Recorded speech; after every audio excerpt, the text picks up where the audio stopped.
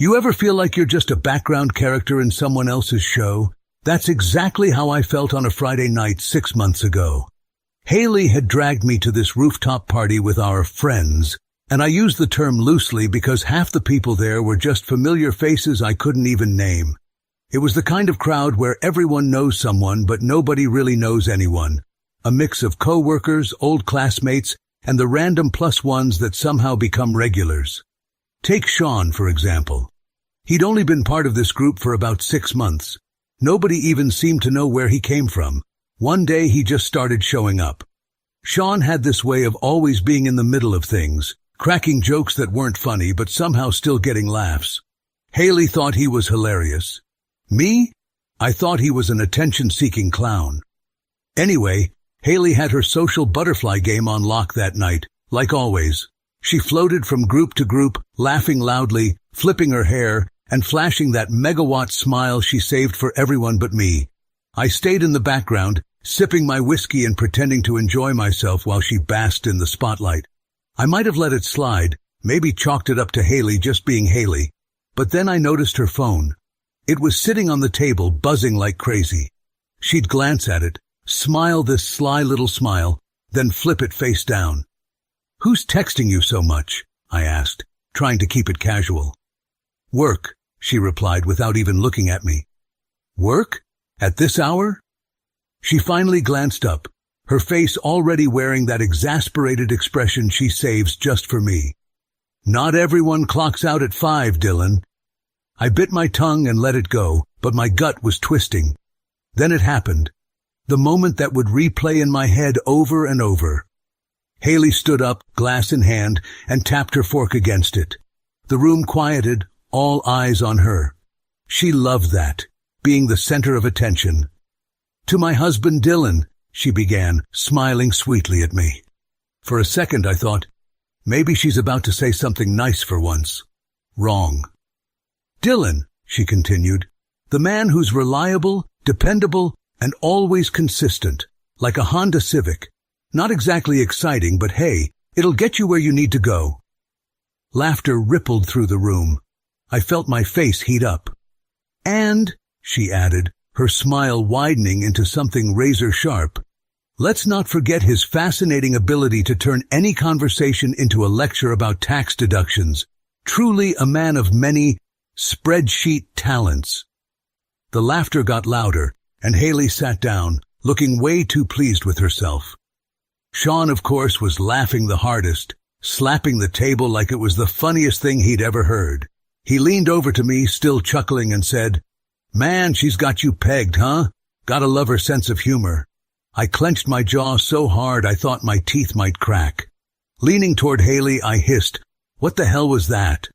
"It was a joke," she said, casually swirling her wine. "Relax." "Publicly humiliating me is your idea of a joke?" "God, Dylan, stop being so sensitive," she snapped, finally looking at me. "It's not that deep." Before I could respond, her phone buzzed again. She picked it up, her thumbs flying across the screen. That same smug smile crept back onto her face. I couldn't take it anymore. I pushed back my chair and stood up. "I need some air," I muttered, walking toward the exit. The rooftop air was cool, crisp, and thankfully quiet. I leaned against the railing, staring out at the city lights, trying to calm the storm brewing inside me. Was I overreacting? Maybe. But Haley's behavior wasn't just off tonight. It had been like this for weeks.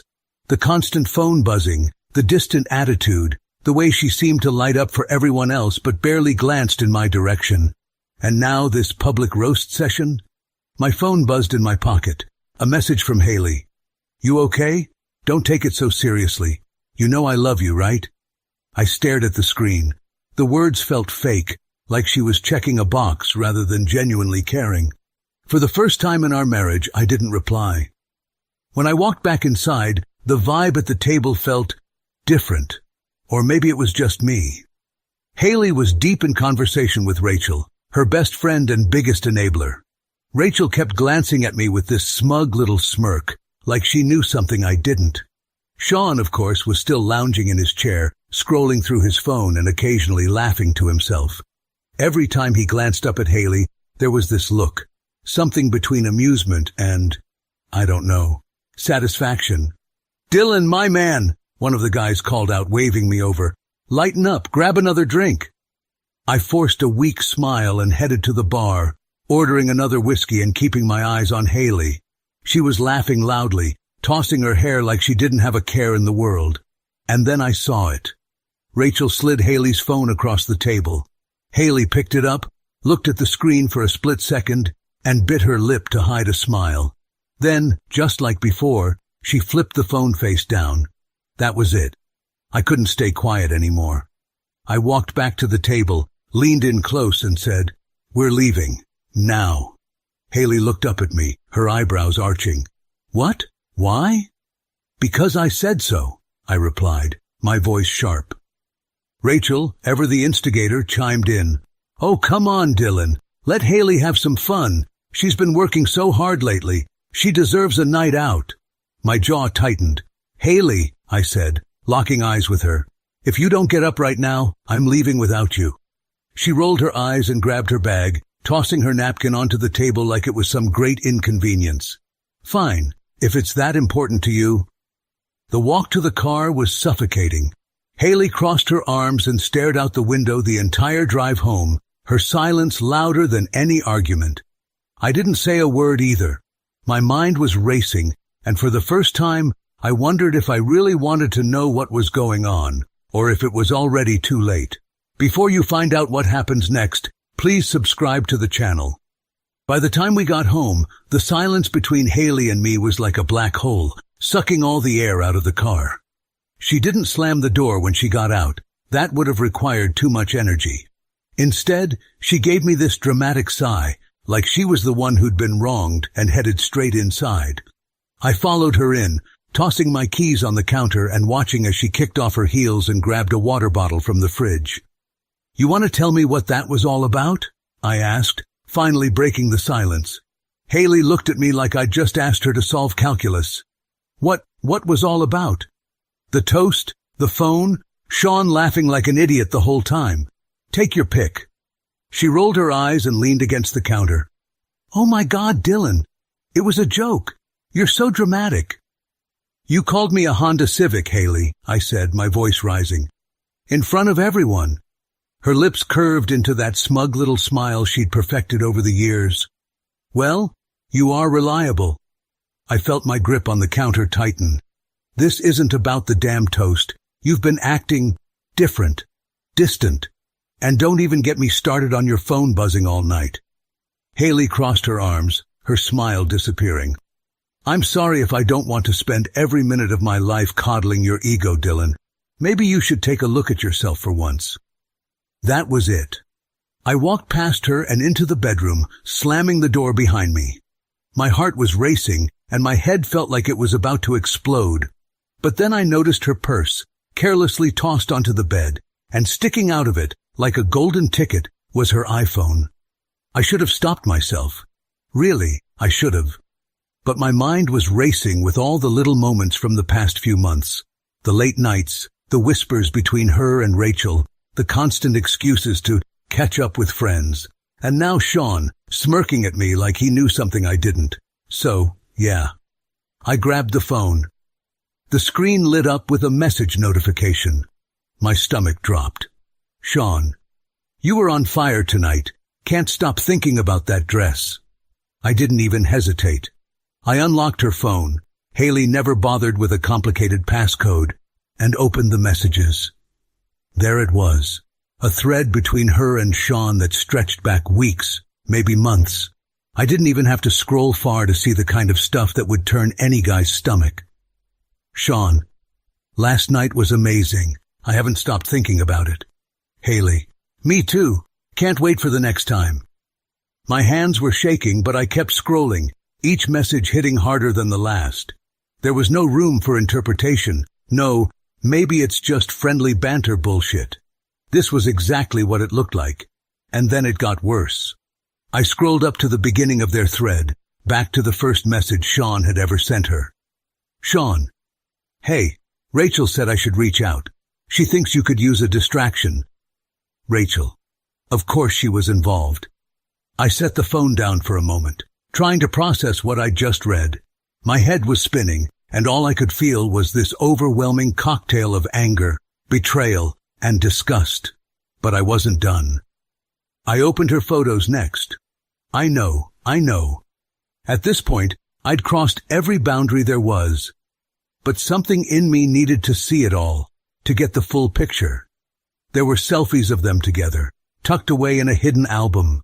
Pictures of them at places I didn't even recognize. One of them was from 2 weeks ago, taken at a little cafe downtown.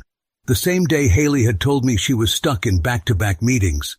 And then there was the video. I didn't even press play. Just seeing the thumbnail, her leaning into him, laughing like he'd just said the funniest thing in the world, was enough. I then quickly copied and transferred to my phone just in case. I locked the phone, dropped it back onto the bed, and sat down, my head in my hands. This wasn't just some stupid fling. This was calculated, planned. It wasn't just the cheating. It was the effort she'd put into hiding it, the way she'd made me feel like I was the problem while she carried on behind my back. The bedroom door creaked open, and Haley stepped inside, her expression shifting from annoyance to suspicion the moment she saw me sitting there. "What are you doing?" she asked. Her eyes flicked to her phone, and I could see the panic starting to set in. I held up the phone, my hands shaking. "Care to explain this?" Her face hardened. "Were you going through my stuff? Are you seriously turning this around on me right now?" I snapped, standing up. "How long, Haley? How long has this been going on?" She crossed her arms, her lips curling into that infuriating smirk again. "Does it matter?" I felt something inside me snap. "Does it matter?" I repeated, my voice rising. "You've been sneaking around with him, that smug, self-absorbed jackass, and you have the nerve to act like I'm the one in the wrong?"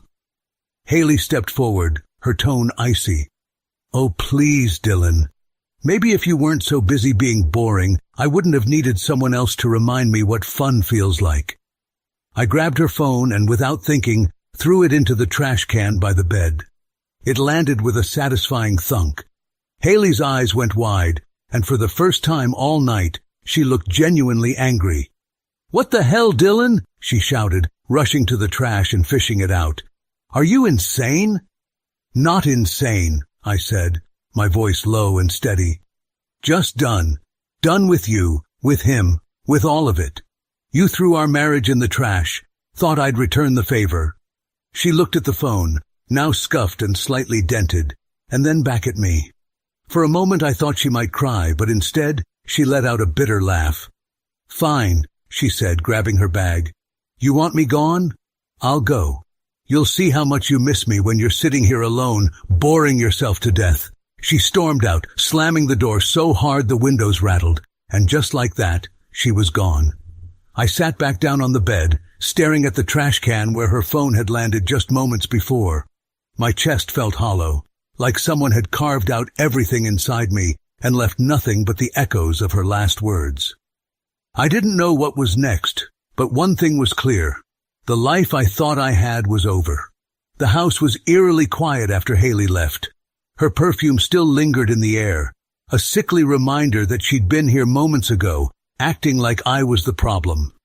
I sat on the edge of the bed, staring at my phone, which now had all the information I had copied safely hidden in it. The images, the texts, the sheer audacity of it all. It was like reliving a bad dream I couldn't wake up from. I don't know how long I sat there, but at some point the silence became unbearable. My chest was tight, my mind racing with 1,000 questions, and not one of them had an answer. Why Sean? Why now? And how the hell had I been so blind to all of it? I needed someone to talk to, someone who could help me make sense of this chaos. So I called Zach. Zach has been my best friend since we were kids, the kind of guy who always knew how to keep things grounded. He lived a couple of states over now, but distance never stopped us from keeping in touch.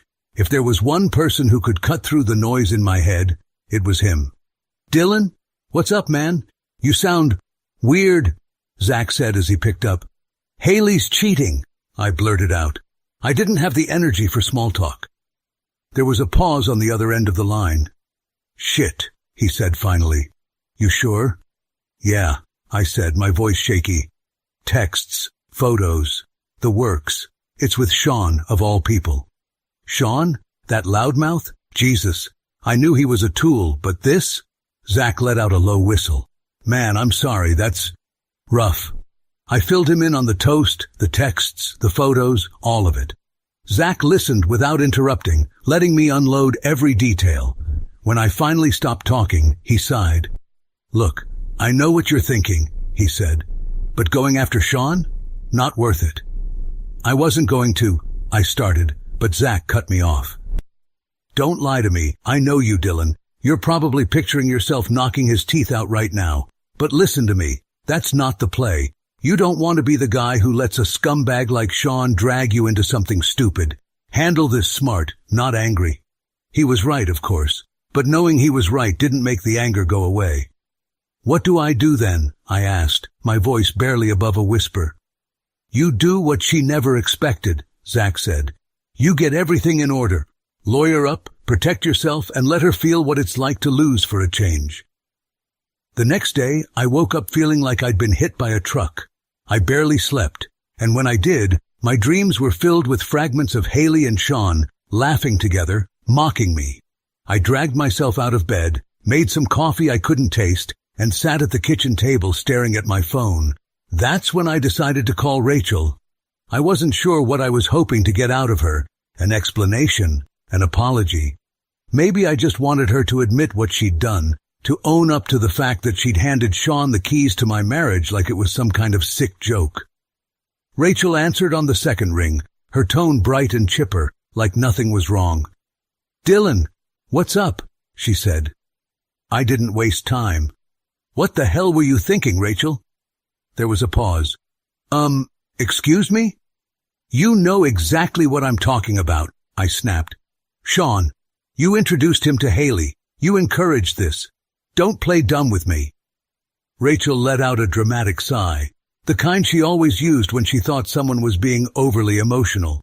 Look, Dylan, I don't know what you're accusing me of, but whatever's going on between you and Haley is not my business.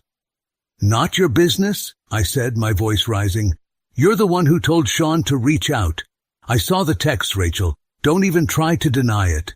Okay, fine, she said, her voice suddenly sharp. Yeah, I told him to talk to her. So what? Haley was miserable, Dylan. She needed someone who could make her feel alive again.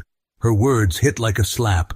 Alive again? Are you kidding me? She's married. To me. She could have come to me if she had a problem, but instead she sneaks around with Sean and you just, what?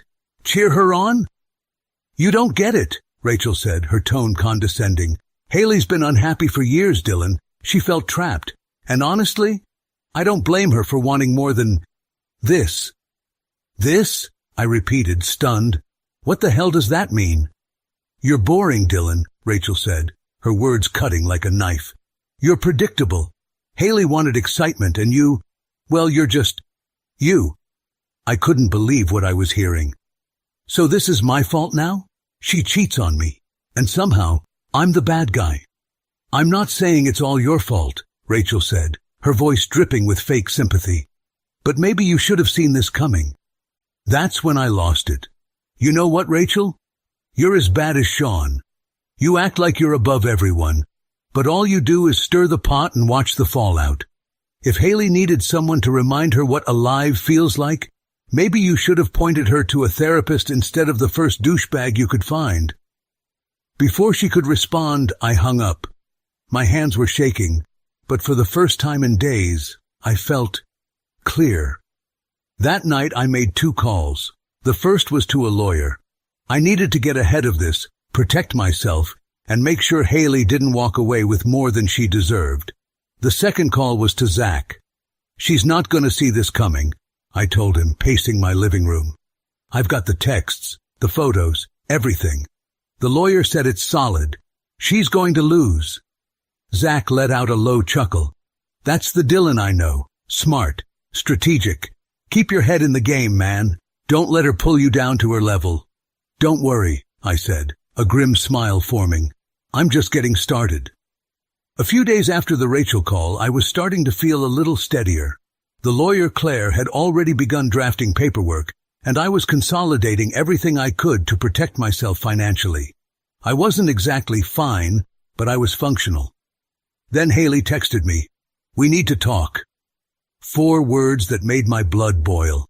No apology, no explanation, just Haley being Haley, acting like she was still calling the shots. I didn't respond. Instead, I went home that night, locked the door, and braced myself for whatever hurricane she planned to unleash. Sure enough, around 8 p.m., Haley showed up. She didn't knock, she just walked in, like she still owned the place. I was sitting on the couch, going through emails, and didn't bother getting up. "Make yourself at home," I said dryly. She ignored the sarcasm and dropped her bag on the counter. "We need to talk," she said, crossing her arms like she was the one with grievances.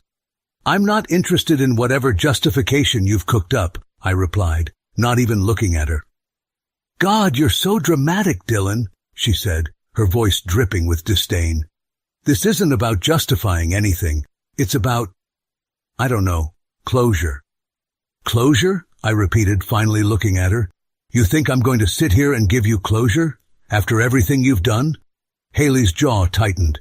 "You make it sound like I set your house on fire. People cheat, Dylan. It happens. Grow up." That was it. I stood up, my fists clenched at my sides. "You're unbelievable, you know that?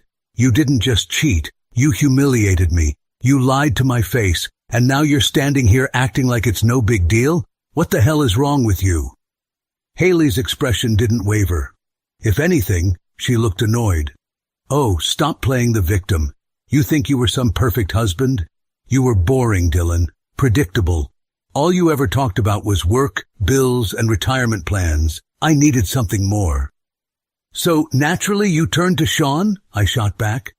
"A guy who probably spends more time picking out his Instagram captions than paying his rent?"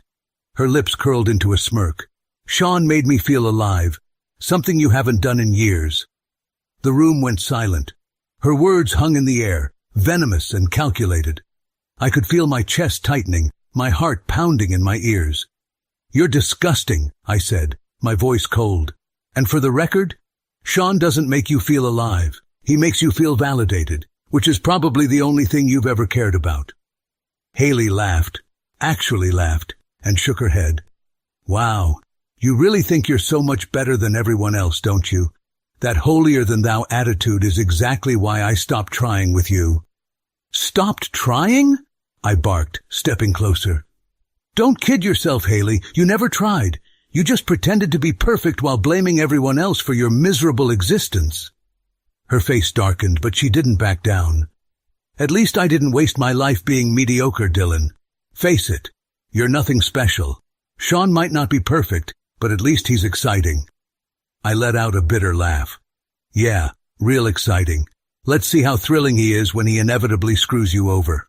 You think you're special to him? You're just another fling, Haley, and when he moves on, you'll have nothing left." For the first time, I saw something crack in her, just for a moment. But she recovered quickly, her smirk returning like armor. "Better than being stuck with you." That was when I knew there was no saving this conversation, or anything else. "You're pathetic," I said quietly. "Get out." She tilted her head, as if considering whether to argue, then grabbed her bag. "Fine, but don't come crying to me when you realize how much you'll miss me." I didn't respond. I just stood there, watching as she walked out the door, without so much as a backward glance. Before you find out what happens next, please subscribe to the channel. The next day, I told Claire everything. The texts, the photos, the financial discrepancies, every disgusting detail. She listened carefully, her pen flying across the notepad as I spoke. When I finished, she looked up and said, "She's going to fight back." "Let her," I said. "She doesn't deserve a dime." Claire smirked. "With what you've shown me, she's not going to get one either." That small victory was the first thing that made me feel remotely human in weeks. Later that evening, I got a text from Rachel. "You really need to apologize to Haley. She's been through a lot." I couldn't believe what I was reading. Apologize? To the woman who cheated on me and blamed me for it? I texted back, "She's been through a lot? Are you serious? She's the one who ruined this marriage, Rachel. Stay out of it." Her reply came almost instantly. "You're being petty, Dylan. If you'd been a better husband, none of this would have happened." I stared at my phone, my anger bubbling over. How could someone be so delusional? Rachel wasn't just enabling Haley, she was actively rewriting history to make her the victim. I texted back, "Thanks for the unsolicited advice, Rachel. Maybe you should take a look at your own life before lecturing me on mine." I hit send, blocked her number, and threw my phone onto the couch. I was done playing nice. That night, I couldn't sleep. The anger, the frustration, the sheer absurdity of it all. It was like a storm raging in my head. But underneath it was something else. A strange, bitter clarity. Haley and Rachel weren't just toxic. They thrived on it. They lived for drama, for control, for the satisfaction of seeing others squirm. And for years, I'd been their perfect target. Not anymore. A few days later, I started hearing from mutual friends. The fallout from Haley's little confession had clearly spread through our social circle like wildfire because my phone wouldn't stop buzzing. Texts, missed calls, most of them from people I hadn't spoken to in months, but who suddenly cared deeply about my personal life. The first one I answered was from Amanda, one of the quieter ones in the group who, honestly, I never thought had much of an opinion about anything. "Dylan," she started, her voice cautious, like she was afraid I might explode on the other end of the line. I heard about what happened. Are you okay?" "Define okay," I replied, leaning back in my chair. There was a long pause. Then, in a rushed whisper, Amanda said, "Look, I just wanted you to know that a lot of us, well, we saw this coming." I sat up. "Saw what coming?" "Haley and Sean," she said, her voice dropping even lower. "It's been obvious for a while. The way they acted at parties, how they'd sneak off to talk alone. Honestly, Dylan, people were starting to think you knew and just didn't care." The words hit like a gut punch. "Why didn't anyone tell me?" I asked, my voice barely above a whisper. Another pause. "It's complicated," Amanda said finally. "Rachel kind of controlled the narrative. She made it seem like you were too distant, too busy with work, and that Haley, well, that she deserved someone who made her happy." I clenched my jaw so hard I thought my teeth might crack. Rachel. Again. Of course it was Rachel. "I'm sorry," Amanda added quickly, as if that would somehow soften the blow. "Thanks for letting me know," I said flatly, ending the call before she could say anything else. The next person I heard from was Kevin, one of Sean's buddies. I almost didn't answer, but curiosity got the better of me. "Dude," Kevin started, laughing nervously, "I had no idea about you and Haley. Sean's been keeping things pretty quiet." "Quiet?" I repeated, my voice icy. "Is that what you call making out at parties and sneaking around behind my back?" "Look, man, I'm not saying what he did was cool," Kevin stammered. "But Sean, he's, just that guy. He doesn't think about the consequences. It's not personal." "Not personal?" I snapped. "He slept with my wife. How the hell is that not personal?" Kevin sighed. "I get it, man. I do. I'm just saying, Sean's not exactly a long-term thinker. This whole thing was probably just fun for him." Fun. The word echoed in my head, making my blood boil all over again. "Let me make something clear, Kevin," I said, my voice low and steady. "If Sean wants to keep having fun, he'd better stay far away from me, because the next time I see him, I won't just be talking." Kevin muttered something about keeping things cool and hung up, probably regretting the call altogether. By the end of the day, I'd pieced together a horrifying picture. Almost everyone in our group had known or suspected what Haley was doing, but no one said a damn thing. Worse, some of them had actively encouraged it. Rachel, of course, was the ringleader.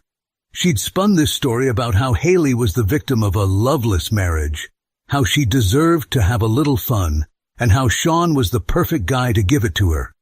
I wasn't just angry, I was disgusted. These weren't friends. They were vultures, circling around the carcass of my marriage and pretending they were doing it out of concern. That evening, I got another call, this time from Zach. "How's the war going?" he asked, his tone light but laced with genuine concern. "About as bad as you'd expect," I replied. "Turns out half our so-called friends were in on it." Zach let out a low whistle. "Damn, that's brutal. You want my advice?" "Always." "Cut them all loose," he said. "Rachel, Sean, the whole lot of them. They're toxic, man. You don't need that kind of energy in your life." "I'm already ahead of you," I said. "Blocked Rachel this morning. Kevin's probably on his way to the chopping block, too." "Good," Zach said. "Now focus on the important stuff. Your lawyer, your finances, and your peace of mind. The rest is just noise." As always, Zach had a way of cutting through the chaos and getting straight to the point. That night, I sat down with a notebook and made a list. On one side, I wrote down the names of people I could trust. On the other, I wrote the names of everyone who'd betrayed me. The second list was a hell of a lot longer than the first. But as I stared at it, something shifted. For the first time in weeks, I didn't feel angry or hurt. I felt determined. This wasn't just about Haley or Sean or even Rachel anymore. This was about reclaiming my life, about cutting out the rot and starting fresh. A week passed, and I was starting to feel lighter. Cutting off Rachel and the rest of the backstabbers felt like removing a tumor I didn't know was there. My lawyer, Claire, had everything under control, and for the first time in ages, I actually slept through the night. Then Haley decided to waltz back into my life. It was a Saturday afternoon, and I was halfway through reorganizing the garage when I heard a knock on the door. I wasn't expecting anyone, so I ignored it. But then it came again, louder, more impatient. I opened the door, and there she was, looking like she'd stepped off a magazine cover. Hair perfectly styled, makeup flawless, wearing one of those outfits that screamed, "I'm doing great without you." "Dylan," she said, her voice syrupy sweet. "Can we talk?" I didn't say anything, just leaned against the doorframe and folded my arms. Haley sighed dramatically, like I was the one being unreasonable. "Look, I know things got messy, but we need to figure this out, for both our sakes." "Figure what out?" I asked, keeping my tone flat. She stepped closer, tilting her head like she was trying to appear sincere. "Come on, Dylan. We were married for years. We can't just throw that away." I laughed, an actual laugh, loud and bitter. "You're kidding, right? You threw it away the second you decided Sean was worth more than your vows." Her expression faltered for a split second, but she quickly recovered. "I made a mistake, okay? I let things get out of hand. But that doesn't erase everything we had." "Haley," I said, shaking my head, "what we had was a marriage. What you turned it into was a joke, and I'm not interested in being the punchline anymore." Her eyes narrowed. "You're being so damn stubborn. Do you even care about fixing this?" "Fixing this?" I repeated, incredulous. "You didn't come here to fix anything, Haley. You came here because you're losing. You thought Sean was your golden ticket, and now you're realizing he's just another guy who uses people and moves on. So spare me the crocodile tears." Her mouth opened, then closed. For the first time, she didn't have a snappy comeback. "Was I wrong?" I pressed. "Is Sean still in the picture, or has he already moved on to his next thrill?" Her silence was all the answer I needed. I stepped back and gestured toward the driveway. "You can go now, Haley. I think we're done here." But she didn't move. Instead, her face twisted into something uglier than I'd ever seen. "You know what, Dylan? You're pathetic. All this talk about vows and loyalty, but you never once made me feel alive. You think you're some noble victim, but you're just boring. Sean was right. You're the kind of guy women settle for, not the kind they want." Her words were meant to sting, and they did, but not in the way she expected. Because as she spat out her venom, all I could think was, thank God she's showing her true colors now, and not 5 years from now. I smiled, a calm, genuine smile that seemed to catch her off guard. "You're right, Haley," I said. "I am boring. I work hard, I pay my bills, and I don't need cheap thrills to feel alive. But you know what else I am? Free. Free of you, your lies, and whatever drama you'll bring to the next poor guy who falls for your act. Her jaw tightened, her hands curling into fists at her sides. You'll regret this, she hissed. Doubt it, I replied, closing the door in her face. I stood there for a moment, staring at the closed door and letting the silence sink in. It felt good, better than I expected, like I'd finally reclaimed something I didn't even know I'd lost. And then my phone buzzed. It was Zach. How's it going? He asked when I picked up. Haley just showed up, I said. Zach groaned. Let me guess. She gave you the whole, we can work this out speech? Pretty much, I said, pacing the kitchen. She's good at pretending. I'll give her that. But when I didn't bite, she showed her true colors. Told me I was boring and pathetic. Zach snorted. Classic projection. You're not boring. She's just terrified of being alone. Yeah, well, not my problem anymore, I said. Damn right it's not, Zach said. Now, what's the next move? I thought about it for a moment. Finish the divorce, rebuild my life, and maybe, just maybe, find a better class of friends. Zach laughed. That's the spirit. And hey, don't forget to send me an invite when you're throwing your Haley-free life party. You'll be the guest of honor, I said with a grin. That night, for the first time in weeks, I didn't feel angry or bitter. I felt free. Haley's words, as harsh as they were, didn't hurt the way they used to. Because I finally realized something. Her opinion didn't matter anymore. I wasn't the villain in her story. I was just her excuse. And now, I didn't need to play that role anymore. As I sat on the couch, sipping a beer and watching the sunset, I felt a strange sense of peace. This wasn't the end of my story. It was the beginning of something better. It had been about a week since Haley's little comeback tour, and I was starting to settle into my new reality. The divorce paperwork was moving along smoothly, Claire made sure of that, and I'd cleaned out most of Haley's leftover junk from the house. Life was far from perfect, but at least it felt like I was finally in control. Then Sean decided to make his move. It started with a text. Unknown number. Hey man, can we talk? It's Sean. Seeing his name pop up on my phone made my stomach churn. Part of me wanted to delete the message and pretend I never saw it. But the other part, the one still seething with unresolved anger, wanted to know what the hell he could possibly have to say. So I replied, Me. What do you want?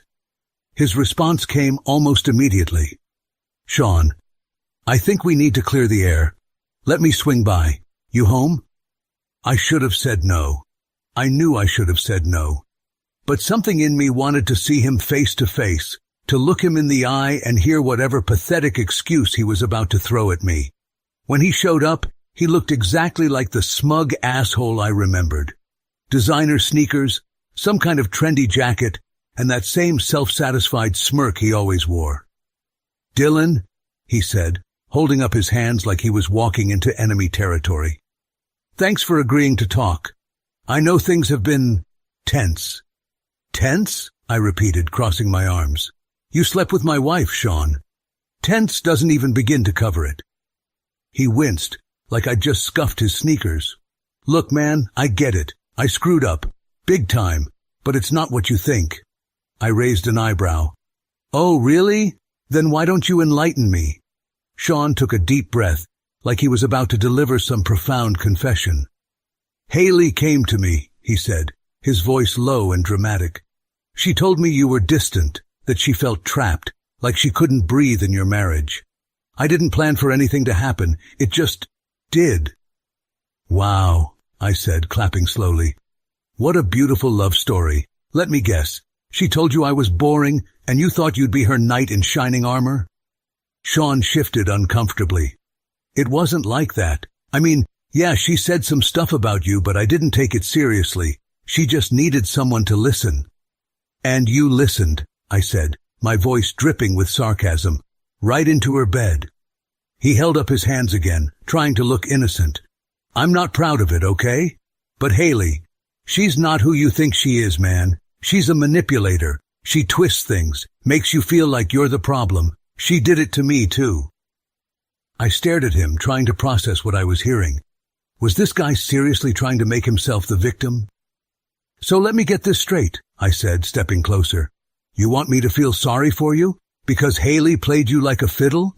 Newsflash, Sean. You're not the first guy to fall for her act, but you are the one dumb enough to think you could get away with it. Sean's smirk faltered. Look, I'm just trying to be honest here. I wanted to apologize, all right? I never meant to hurt you. You didn't hurt me, I said, my voice cold. You embarrassed yourself. And for the record, whatever sob story Haley fed you, it doesn't excuse what you did. You knew she was married, Sean. You knew and you didn't care. Sean opened his mouth to respond, but I didn't give him the chance. You know what? I said, grabbing a basketball from the porch. Here's my advice. Stop chasing married women. And stop pretending you're some tragic hero who just couldn't help himself. Then, before I could stop myself, I hurled the basketball at him. It wasn't hard enough to hurt, but the satisfying thunk as it hit him square in the head was worth it. Dude! Sean yelped, stumbling back. What the hell? Get off my property, Sean, I said, pointing toward the street, before I decide to throw something heavier. Sean muttered something under his breath, but wisely backed away, hands raised in mock surrender. All right, I'm going. But for what it's worth, man, Haley's not worth all this anger. Let it go. I watched as he walked away, his shoulders hunched like a kid who'd just lost a playground fight. That night, I called Zach. You'll never guess who showed up at my house today, I said, cracking open a beer. Oh, let me guess, Zach said. Sean? Bingo. What did he want? To clear the air, I said, laughing bitterly. Apparently, Haley manipulated him too, and now he's a poor, misunderstood victim. Zach snorted. Classic Sean. Let me guess. He gave you some half-assed apology and acted like he didn't know what he was doing. Pretty much, I said. I told him to get lost, and I might have thrown a basketball at him. Zach burst out laughing. Man, I wish I'd been there to see that. Did it hit him? Right in his brazen face, I said, grinning. Perfect, Zach said. That's the energy you need to keep, man. Don't let these clowns get to you. You're better than all of them. For the first time in weeks, I felt like he was right. That night, as I sat on the couch with my beer, I replayed the conversation with Sean in my head. He'd tried to weasel his way out of responsibility, just like Haley had, but instead of feeling angry or bitter, I felt free. Sean and Haley were perfect for each other. Two selfish, clueless people who cared more about their own thrills than the damage they left behind. And me? I was done being part of their mess. A few days later, the divorce proceedings were in full swing. Claire was a godsend, methodically picking apart Haley's demands with a kind of cold efficiency that made me wish I'd met her under different circumstances. Haley, on the other hand, was putting on the performance of a lifetime, tears, excuses, and enough dramatic pauses to rival a soap opera actress. The first mediation meeting was the real showstopper. It was me, Claire, Haley, and Haley's lawyer, some overly polished guy named Bryce, who clearly thought he was the smartest person in the room. Spoiler alert, he wasn't. We were barely 5 minutes in when Haley launched into her spiel. I just feel like I've sacrificed so much for this marriage, she said, dabbing at her eyes with a tissue she'd pulled out of nowhere. I gave up my career to support Dylan, and now he's trying to punish me for one mistake. Claire raised an eyebrow, her pen poised over her notepad. You sacrificed your career? She repeated, her tone neutral but razor sharp. Can you clarify what you mean by that, Mrs. Hayes? Haley sniffled dramatically. I mean, I could have had a real career if I hadn't spent so much time taking care of Dylan and making our home a happy place. I couldn't help it. I laughed. Out loud. Haley shot me a glare that could have melted steel. Sorry, I said, holding up a hand. I just needed a second to process that. You sacrificed your career? Haley, you've never held a full-time job for more than 6 months. And let's not forget that our happy home was basically me cooking, cleaning, and paying all the bills while you were out with Rachel or, well, Sean. Bryce cleared his throat, clearly trying to regain control of the room. Mr. Hayes, There's no need to bring up extramarital issues at this time. We're here to discuss equitable division of assets. Fine, I said, leaning back in my chair. Let's talk assets. Haley, what exactly are you asking for? Haley straightened up, her crocodile tears vanishing like magic. I want half of everything, she said firmly. The house, the savings, and spousal support for at least 5 years. Claire didn't flinch. Mrs. Hayes, are you aware that my client has extensive documentation of your financial activity during the marriage, including the thousands of dollars spent on luxury items, vacations, and, let's call them extracurricular activities? Haley's face turned a shade paler, but Bryce jumped in. That's irrelevant. The court isn't here to moralize. Maybe not, Claire said smoothly, but it is here to ensure that financial fairness is upheld. And given Mrs. Hayes's spending habits and lack of financial contributions to the household, we believe her claim to half of the marital assets is excessive. The room was silent for a moment. Then Haley, clearly realizing she was losing ground, leaned forward and turned on the waterworks again. I just don't understand why Dylan is being so vindictive, she said, her voice trembling.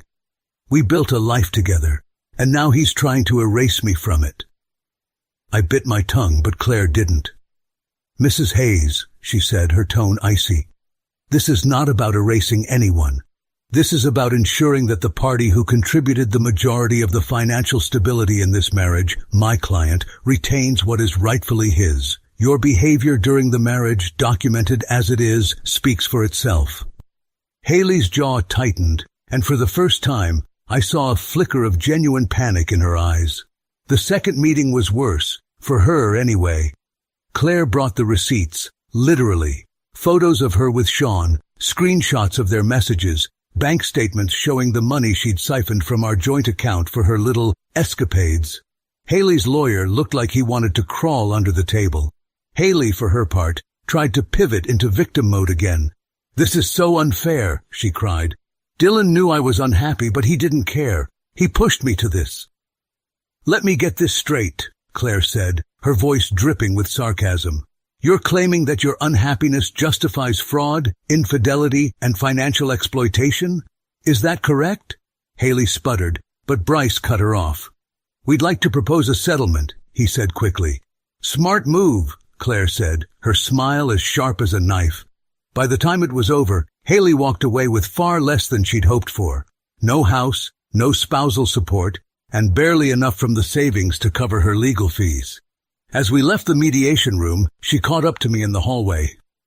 You think you've won, don't you? She spat, her voice low and venomous. But you'll never be happy, Dylan. You'll spend the rest of your life alone, stuck in your boring little world, while I move on and live my best life. I turned to her, completely calm. Maybe I will be alone, I said. But at least I'll be honest with myself. Can you say the same? Her face twisted with fury, but before she could respond, I walked away. The divorce was officially finalized a week later. I got the house, kept my savings, and, most importantly, I got my life back. Haley had tried every trick in the book. Tears, gaslighting, and even a last-ditch attempt to negotiate outside of the lawyers. But Claire's meticulous work left her with nothing to leverage. It was over. I thought I'd feel more triumphant. But honestly, I just felt relieved. The first thing I did was delete Haley from every corner of my life. Photos, contacts, even the social media profiles I'd barely used. It wasn't just about removing her presence, it was about reclaiming space for myself. Then I tackled the house. I went room by room, clearing out every trace of her. Her gaudy throw pillows, the overpriced candles she never lit, even the dumb little fridge magnets she insisted we buy on trips. By the time I was done, the house didn't feel like our house anymore. It felt like mine. That weekend, Zach came into town for a visit. He showed up with a 6-pack of beer and a toolkit, declaring it was time for a home improvement intervention. Man, this place looks like a dentist's waiting room, he said, surveying the living room. No offense, but Haley's taste sucked. None taken, I said, laughing. What do you suggest? Let's make this place scream you, Zach said. No more pastel throw blankets or fake plants. We're going full-on bachelor pad, leather couch, big-ass TV, and maybe a dartboard if you're feeling spicy. We spent the entire day ripping out old decor, rearranging furniture, and arguing over whether or not I needed a recliner. Spoiler, I bought one. By the time we were done, the living room looked completely different. Cozy, but not suffocating. It felt like a fresh start. That night we sat on the couch, beers in hand, watching a basketball game. "So," Zach said, turning to me, "what's the plan now?" "The plan?" I asked. "Yeah. You know, post Haley. What's next?" I thought about it for a moment. "I don't know," I admitted. "For now, I just want to enjoy the quiet. No drama, no games, just peace." "Good call," Zach said, clinking his beer against mine. "But when you're ready, you know what you should do?" "What's that?" "Take a trip," he said. "Get out of here, clear your head, go somewhere you've never been, and just be." I nodded, letting the idea sink in. A trip sounded like exactly what I needed.